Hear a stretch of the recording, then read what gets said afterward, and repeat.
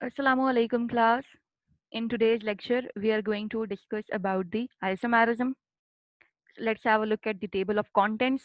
We are going to describe the isomerism, what is chiral center, and the different the carbon-based chiral centers, optical activity, optical isomerism. Then we have the geometric and the structural isomerism. We are also going to talk about the different types of geometric as well as the structural isomerism. So the very first, in the very first thing, we are going to talk about the isomerism. How we define isomerism as the compounds which have the same molecular formula but different chemical structures. जिन compounds के molecular formula same होते हैं लेकिन difference कहाँ आता है chemical structure में, ऐसे कंपाउंड्स को हम कहते हैं आइसोमर्स और इसी फिनोमेना को हम कहते हैं आइसोमेरिज्म। ठीक, अब आगे हम देखते हैं कि मॉलिक्यूलर फॉर्मूला तो सेम है लेकिन ये जो डिफरेंस प्रॉपर्टीज में आ रहा है वो किस वजह से आ रहा है? It is because of the two major reasons. It is due to the different modes of combination, how the atoms are combining or how the atoms are arranging themselves within a molecule. Clear? So the difference in the properties is basically due to the different modes of combination or the arrangement of atoms within a molecule. Then we will talk about the different types of isomerism. There are two major types. One is the stereoisomerism, other is the structural isomerism. Stereoisomerism is further divided into two major types. One is the geometric and the other is optical. The structural isomerism is further divided into five major types. One of them is chain isomerism, second is position, then we have functional group, then we have metamerism and tautomerism. So in further videos, we will also discuss these types. Now let us concentrate the difference which is between the stereoisomerism and the structural isomerism. So here is a comparative analysis between stereoisomerism and structural isomerism. Stereoisomerism को हम define कैसे करेंगे? वो isomerism जो कि cause होता है by the different arrangement और ओरिएंटेशन ऑफ एटम्स और ग्रुप्स इन स्पेस. ठीक है, कि स्पेस में एटम्स खुद को कैसे अरेंज कर रहे हैं या कैसे ओरिएंट कर रहे हैं. अगर स्पेस में अरेंजमेंट में डिफरेंस आएगा एटम्स की तो हम कहेंगे यहाँ जो फिनोमेना हो रहा है वो स्टीरियो आइसोमेरिज्म का हो रहा है. On the other hand, if we take a look at the structural isomerism, it arises within the arrangement or orientation of atoms within a molecule. अगर एक सिंगल मॉलिक्यूल के इनसाइड कोई डिफरेंस आ रहा है एटम्स की अरेंजमेंट में और space का कोई रेफरेंस नहीं देना आपने यहाँ पे, ठीक है, without any reference to space, अगर कोई ऐसा आइसोमेरिक फिनोमेना हो रहा है तो उसको हम क्या कहेंगे? This is the structural isomerism. अब एक और डिफरेंस दिया हुआ है कि same structural formula but different arrangement of atoms. Structural formula similar होता है, ठीक है, स्ट्रक्चर एक ही रहता है, लेकिन एटम्स की जो अरेंजमेंट है स्पेस में या जो उनकी कन्फिगरेशन है वो चेंज हो जाती है. कन्फिगरेशन को हम ये भी कह सकते हैं it is the three dimensional arrangement of atoms that characterize a particular compound or that is specific for a particular compound. While in case of structural isomer, molecular formula same होता है लेकिन जो स्ट्रक्चर होते हैं वो different होते हैं.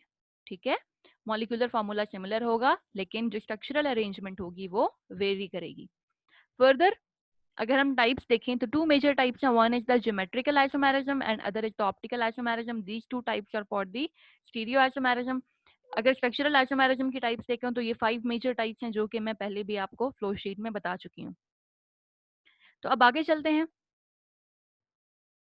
Types हमने देख ली, अब हम देखते हैं कि कायरल सेंटर क्या होता है. कायरल सेंटर समझने से पहले आपको ये पता होना चाहिए कि एक कायरल क्या होता है या एक कायरल सेंटर क्या चीज होती है. So achiral molecule is basically a molecule which has a plane of symmetry. वो molecules जिनमें plane of symmetry present होता है. For example, if we take a look at the plane of symmetry, एक major example given है of your face. ठीक है, आपके face को ये जो black line है ये two major halves में divide कर रही है. ठीक है, और ये दोनों halves क्या हैं? These are symmetrical. So if a plane divides the object into two symmetrical halves, we call it as the plane of symmetry. ठीक हो गया. अब इसी तरह अगर हम कोई और एग्जांपल ले लें, फॉर एग्जांपल पर्सन की एग्जांपल हमने ले ली, ठीक है। हैट, तो हैट में भी अगर आप सेंटर से हैट को डिवाइड करते हैं तो वो 2 इक्विवेलेंट हाफ्स में डिवाइड हो जाती है। सिमिलरली अगर हम डिफरेंट ऑब्जेक्ट्स ले लें, जैसे आपके पास क्यूब शेप है, तो क्यूब में देखिए कि सेंटर ऑफ सिमेट्री बहुत सारी जगहों से पास कर सकता है। सेंटर से पास कर सकता है, ठीक है, it can pass in the rectangular shape, ठीक है, एज वेल एज डायगोनल। तो जहां से भी प्लेन ऑफ सिमेट्री पास कर रहा है वो क्या कर रहा है, वो उस ऑब्जेक्ट को या उस शेप को 2 मेजर हाफ्स में और 2 इक्विवेलेंट हाफ्स में डिवाइड कर रहा है। और वो दोनों हाफ्स क्या हैं, सिमिलर हैं या सिमेट्रिकल हैं। तो ऐसे तमाम मॉलिक्यूल्स जिनमें सिमेट्री प्रेजेंट हो या ऐसे सिमेट्रिक मॉलिक्यूल्स, उनको हम क्या कहते हैं, we call them as the achiral molecules. यहाँ पे आपको कुछ फर्दर एग्जांपल गिवन है, जैसे कि बीटल की एग्जांपल है, ठीक है। देन ये आप बटरफ्लाई, तो बटरफ्लाई से भी, बटरफ्लाई के सेंटर से हम पास करा सकते हैं प्लेन ऑफ सिमेट्री, ठीक है।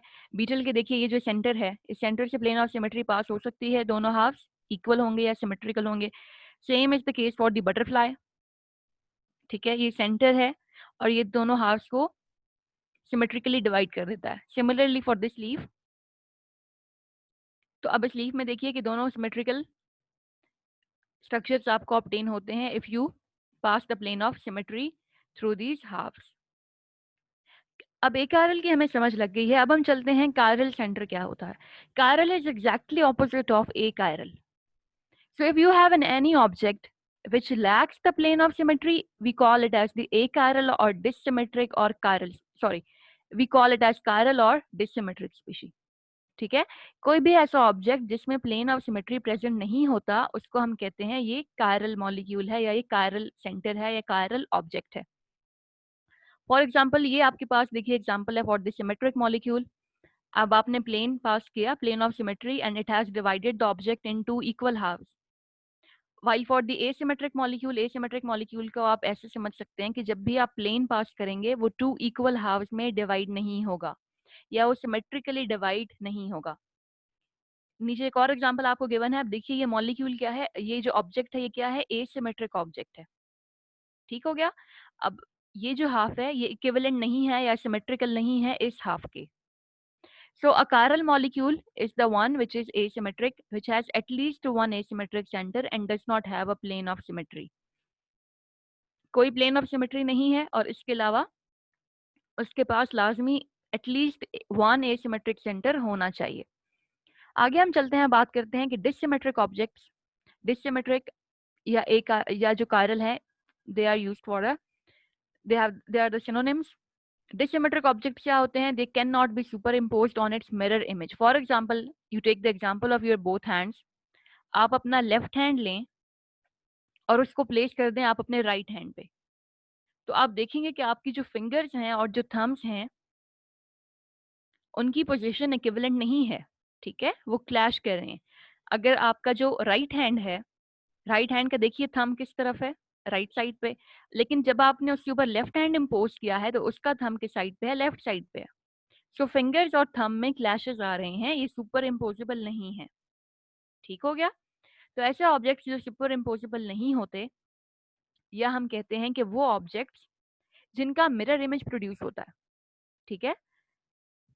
तो ऐसे ऑब्जेक्ट्स को जिनको हम सुपर इम्पोज नहीं कर सकते या जिनका मिरर इमेज प्रोड्यूस होता है, उनको हम कहते हैं these are the chiral centres. For example your left hand does not possess the plane of symmetry, ठीक है। अगर आप किसी भी तरह से प्लेन ऑफ सिमेट्री पास करना चाहें तो आपके लेफ्ट हैंड से प्लेन ऑफ सिमेट्री पास नहीं होगी, लेकिन इसका एक मिरर इमेज प्रोड्यूस होता है। अगर आप अपना लेफ्ट हैंड मिरर में रखते हैं तो आपको जो इमेज प्रोड्यूस होगा या जो इमेज मिलेगा वो आपके राइट हैंड का मिलेगा। ठीक। तो अब ये जो मिरर इमेजेस हैं, we can say that not identical and can not be super imposed, ठीक है। सो ये आइडेंटिकल नहीं है and we can not superimpose them. So this was all about the chiral centre. Then we have carbon based chiral centre. Carbon based chiral centres कैसे होते हैं, जैसे हमने एग्जांपल ली लेफ्ट एंड राइट हैंड की, तो वैसे ही हम यहाँ पे एग्जांपल ले लेते हैं for any molecule that contains carbon as its centre. So for example we have a molecule, now its centre is carbon. अब कार्बन के साथ देखिए 4 डिफरेंट ग्रुप्स अटैच्ड हैं, ठीक है, 4 डिफरेंट फंक्शनल ग्रुप्स अटैच्ड हैं। अब कोई भी ऐसी carbon atom which is bonded to 4 different groups is called as the asymmetric carbon atom. So any carbon which has 4 bonds with 4 different functional groups, we call it as the asymmetric carbon atom. अब ये जो asymmetric carbon होती है, due to these 4 different groups, it lacks symmetry. ठीक है, आप कहीं से भी plane of symmetry पास नहीं कर सकते. फॉर एग्जाम्पल अगर आप यहाँ से पास कराना चाहेंगे सेंटर से, तो ये दो हाफ्स इक्वल या सिमेट्रिकल नहीं है. सिमिलरली अगर मैं यूं पास कराना चाहूँ तो फिर भी top and bottom halves are not symmetrical. ठीक है, तो कोई भी प्लेन ऑफ सिमेट्री पास नहीं होता फ्रॉम दिस मॉलिक्यूल. तो ऐसे मॉलिक्यूल्स हम कहते हैं these are the asymmetric molecule. ठीक है, asymmetric molecule is derived from the Latin word which means without symmetry. ठीक है, इसके लिए हम टर्म्स डिसिमेट्रिक भी यूज करते हैं और कायरल मॉलिक्यूल्स की टर्म भी यूज करते हैं. अब इसको हम कंसिडर कर सकते हैं. For example it is the same molecule which was present on your left hand. ठीक है, ये हाइड्रोजन सपोज के आपका थंब की साइड पे था, carbon was in your palm, और ये जो 3 functional groups attached and these were on your bottom right side of the left hand. तो ये है आपके पास स्ट्रक्चर जो कि लेफ्ट हैंड पे बनता है. तो अब इसका जो मिरर इमेज होगा वो कैसा होगा, वो एग्जैक्टली आपके राइट हैंड जैसा होगा. ठीक है, जब भी आप इसको मिरर में ऑब्जर्व करेंगे, for example this is your mirror, और आपने इसको मिरर में देखा इस मॉलिक्यूल को, तो मिरर में एग्जैक्टली इसका ऑपोजिट नजर आएगा या non super imposable mirror image नजर आएगा. अब अगर आप यही करते हैं कि इस लेफ्ट हैंड को उठा के इस राइट हैंड पे रखते हैं, तो आप देखेंगे कि ये जहाँ पे हाइड्रोजन आ रहा था, तो दूसरी तरफ COOH, R और NH2 के मॉलिक्यूल्स इस साइड पे आएंगे. ठीक है, और हाइड्रोजन आपका इस साइड पे आएगा. तो ये क्या है कि non super imposable mirror image produce हो रहा है. मिरर इमेज तो प्रोड्यूस हो रहा है, but this mirror image is non super imposable. So this was all about the chiral centers. chiral centers तक अब हमने बात कर ली है. अब अगली वीडियो में हम बात करेंगे about the optical isomerism.